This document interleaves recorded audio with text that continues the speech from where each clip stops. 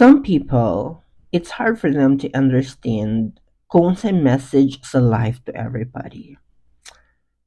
Kung gipanganak gani mo nga pobre, ayaw ninyo i-allow inyong self nga forever mo diha. Do not allow anybody nga i-underestimate nila imong capacity nga diha ra ka taman, you will not go far. Ayaw. And ikaw po sa imong self, ayaw i-consider ang situation nga that is your forever life until you die. Dapat naatay vision. Dapat naatay goal.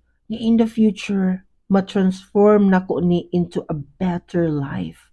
Kailangan naatay quality life. Especially sa Philippines karon, very common mangod sa Pilipinas nga moingon ta nga ang atong kwarta, ang atong kayamanan, di man nato madala sa kamatayon. Correct. Kana man gitay ending tanan.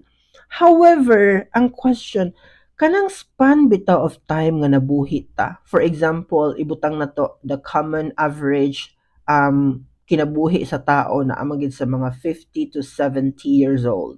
Kana man gid siya, di ba? So ibutang na to kanang 70 years old nga 70 years nga nagstay ka sa kalibutan. Quality ba ang life nga imong gi-experience or nagsuffer ka throughout your journey? Mo ni dapat natong i-recall.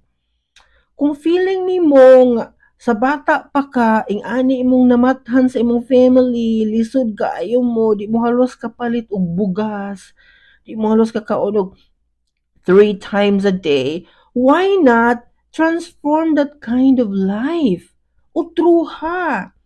Ang problema, wa pa gani ka tungtong og kolehiyo, nagminyo naman sa manang. So, ang punto, wala nimo na transform imong life. Kung unsay life nimo before, mao ra gyapon imong life karon. You didn't change the whole thing.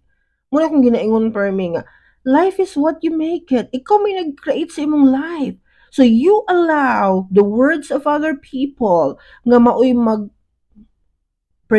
sa imong kinabuhi. Ayaw, you have the power to change your life. Muna siya reality. So kung galisod ka karon, you have your chance to change that one for the better. Ayaw tuguti nga mauna imong life forever. Do you get it?